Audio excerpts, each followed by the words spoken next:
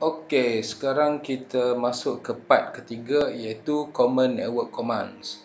Okey, sebelum tu saya nak beritahu kat tuan-tuan dan puan-puan, untuk menjadi seorang pentester yang berjaya, kita perlu tahu dua benda lah, iaitu satu, pengetahuan tentang Linux yang mana kita tengah belajar sekarang ni, dan juga satu lagi ialah pengetahuan dalam bidang rangkaian lah.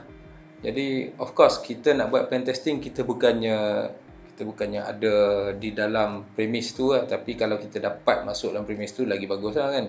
Jadi bila kita buat pentest ni daripada remote site, pengetahuan networking sangat penting.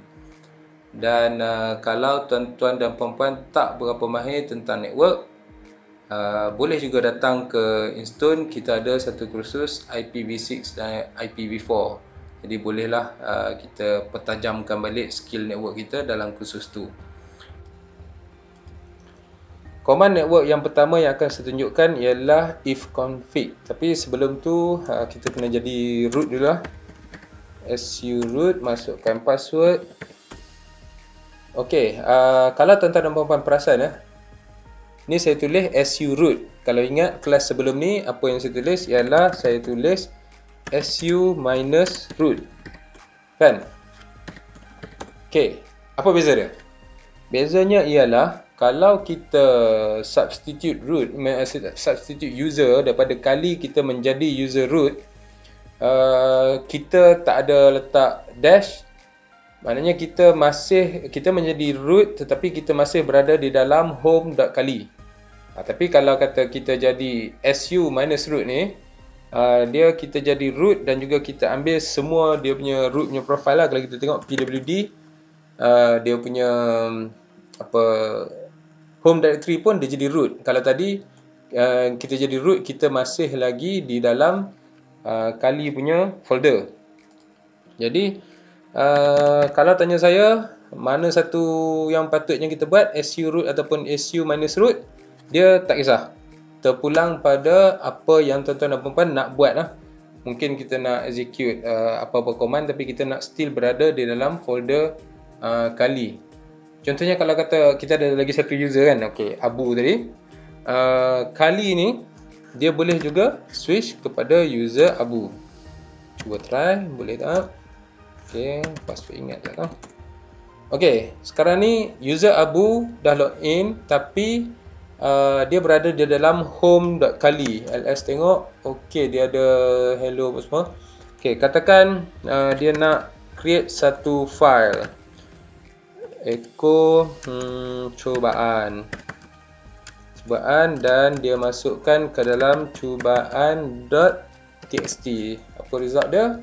Permission denied. Nampak tak? Dia tak boleh nak write kepada folder home kali ni sebab apa? ls-al dekat root ni, read, write, execute. Ni dia punya folder ni. Ni dia punya folder home kepada kali ni. Dia tak bagi user lain untuk write. Hanya dia kali sahaja yang boleh read, write, execute. Jadi Abu tadi dia berada dalam group user biasa sama macam kali, tapi dia cuma boleh read dan execute. Maknanya dia nak buat listing boleh dekat root directory kan, tadi kita buat ls boleh, tapi dia nak write file baru tak boleh. Itu dia punya perbezaan dia lah. Apa perbezaan ada dash dengan tak ada dash. Okey, clear kita boleh type clear ataupun control L, dia akan clear juga. Okay, jadi kita su minus root, tak ada beza untuk kali ni. Masukkan password. Okey, command pertama yang kita nak lihat ialah ifconfig. Anda mungkin dah familiar dengan command di Windows, ipconfig. Command ni pun sebenarnya menghasilkan output yang sama. Okey, ifconfig. Okay, apa yang command ni buat sebenarnya, dia akan tunjuk kat kita ada beberapa interface network kat sini lah. Macam dekat sini ada ETH0. ETH0 ni ada IP address 192.168.226.128, netmask, broadcast ID dia, dan juga okey, ni yang saya kata tadi, kita ada IPv6 punya address dan ether ni ialah MAC address.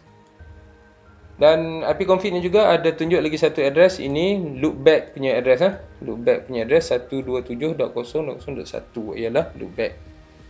Okey, kalau kata tuan-tuan dan puan-puan ada mesin yang ada wireless adapter ataupun satu hari nanti mungkin nak buat wireless penetration testing, jadi mungkin tuan-tuan dan puan-puan kena gunakan command iwconfig. Okay, iwconfig. Kalau kita enter kat sini memang tak adalah result sebab VM ni tak ada wireless extension. Oh, jimat, senang kerja macam ni, cepat je habis kan. Okay, kalau ada result dia akan keluar mungkin WLAN 1, WLAN 0 macam tu lah. Okay, alright. Kemudian satu lagi command yang kita akan selalu guna dalam pentest ialah ping. Okay, kita type ping dan address yang kita nak connect. Katakan kat sini saya nak ping gateway ping 192.168.226.1. Enter. Okay, ada result. Katakan saya nak ping pula address yang tak ada dalam saya punya network lah, 226, jadi kata 227. Tengok apa result dia. Okay, untuk ping ni dia akan ping berulang-ulang tanpa berhenti. Selagi kita tak type Ctrl C, dia akan ping selama-lamanya. Okay, selagi ada bulan dan bintang dia akan ping. Jadi bila saya type Ctrl C, dia akan berhenti. Kita nampak kat sini dia punya perbezaan dia. Yang atas ni kita cuba ping satu address 192.168.226.1. Dia hello, ada ke kat situ? Kemudian machine to reply, ya ada. Okay. Dan untuk yang kedua ni pula, bila kita ping dia tak jawab balik. Macam kena friendzone kan. Tak dapat nak reply tu, sebenarnya maksud dia sama ada mesin tu dia tak ada dalam network ataupun mesin tu dia block ICMP traffic.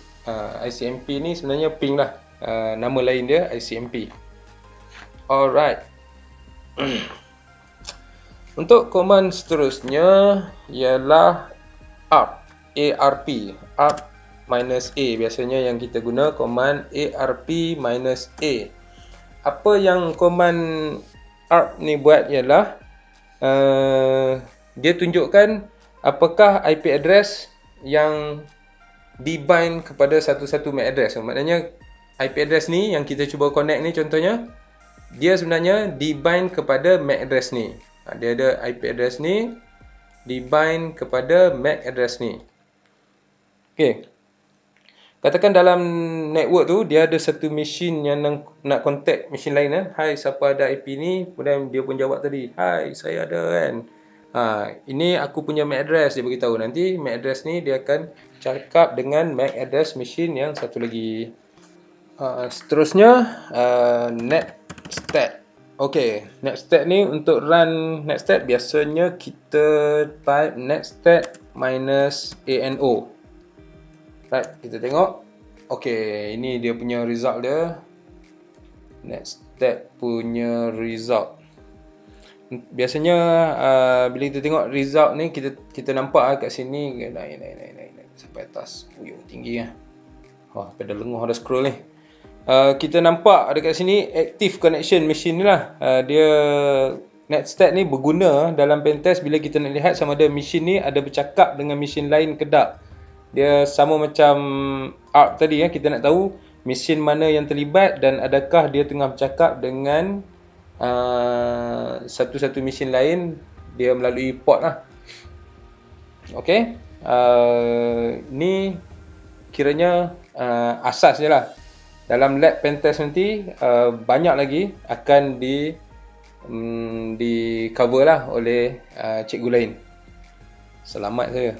Okey, tapi kalau contohnya macam ni, kalau saya open contohnya macam saya open Firefox dan saya runkan netstat ni sekali lagi, saya akan nampak port Firefox tu dibuka dan ada connection dengan mesin lain lah. Dia akan cuba connect contoh ke server Google ke mana ke, kita akan nampak kat situ.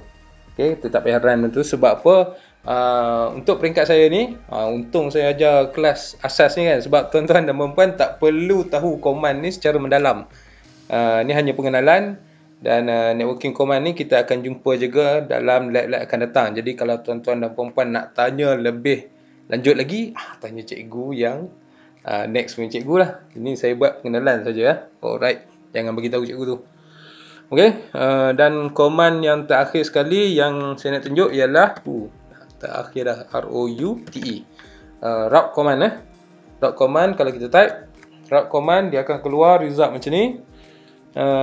Dia akan display apa ni? Ini adalah routing table. Routing table ni penting lah, sebab apa?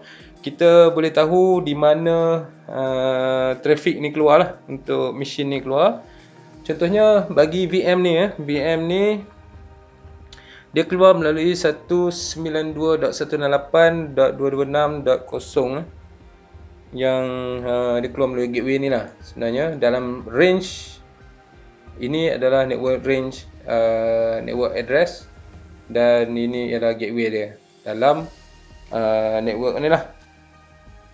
Dan bila dia keluar ke internet, sebab dia ni VM dekat saya punya laptop, bila dia nak keluar, dia nak connect ke internet, IP address install ni 10.something, tapi dalam ni dia ada IP 192.168. Macam mana dia boleh bercakap keluar? Sebab dia ada buat satu yang dia panggil netting lah, NAT, Network Address Translation. Itu pun tak payah explain banyak-banyak. Sekali lagi, bukan saja tuan-tuan dan puan-puan pening, dengan saya pun sekali pening. Okay, alright. Ni routing table ni penting sebab apa? Dalam pentest mungkin satu-satu mesin yang akan kita jumpa nanti ada beberapa routing. Mungkin tuan-tuan dan puan-puan masa ni nampak ataupun sedang attack range 226 punya network. Tapi sebenarnya ada lagi satu network sebelah dia, 227, yang kita tak tahu pun wujud, tapi sebenarnya mesin tu dia boleh bercakap kedua-dua network ni, sebab dia ada dua network, ada dua network card. Macam itulah lebih kurang. Alright, tak apa. Ada apa-apa soalan berkenaan dengan network ni, saya sarankan lagi sekali masuk dalam kelas IPv4 dan IPv6 di Instone. Itu saja komen-komen yang berkaitan dengan network, dan kita akan jumpa lagi dalam kelas seterusnya. Alright, jumpa lagi.